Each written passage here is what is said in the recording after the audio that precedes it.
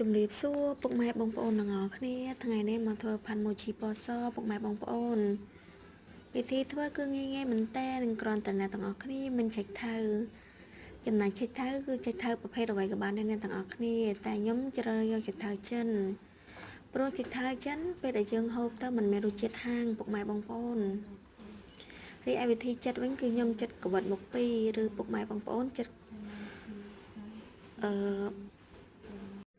ចិត្តបែបណាក៏បានដែរពុកម៉ែបងប្អូនតាមចំណង់ចំណូលចិត្តរបស់ពុកម៉ែបងប្អូន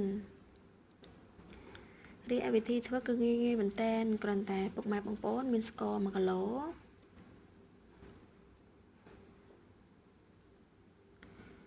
ទឹកខ្មេះ8ខាំ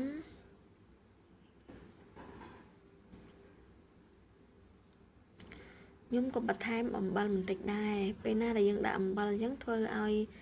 ខេចថៅរបស់យើងមានរសជាតិកាន់តែឆ្ងាញ់ហើយនឹងមានរសជាតិស្រួយជូរអែមស្រួយឆ្ងាញ់ពុកម៉ែបងប្អូនឥឡូវនេះខ្ញុំធ្វើការកូរស្ករជាមួយនឹងទឹកខ្មេះយើងឲ្យបែកកូរឲ្យបែកពុកម៉ែបងប្អូនចំណាយពេលកូររៀងយូរដែរខ្ញុំកូរមកចុកដៃដែរហ្នឹងណាពុកម៉ែបងប្អូនឥឡូវនេះខ្ញុំគិតថាស្ករបែកហើយខ្ញុំក៏បន្ថែមចេកថៅមុននឹងដែលខ្ញុំបានរៀបរាប់ជូនពុកម៉ែបងប្អូនទស្សនានឹងឯងចេកថៅរបស់យើងត្រាំប្រហែលជាមួយយប់ឬក៏មួយថ្ងៃពុកម៉ែបងប្អូនអាចពិសាបានហើយពុកម៉ែបងប្អូនអាចយកចេកថៅជ្រក់ពណ៌សនេះយកទៅញ៉ាំជាមួយសាច់អាំងក៏បានជាមួយជុកប៉ាល់ក៏បាន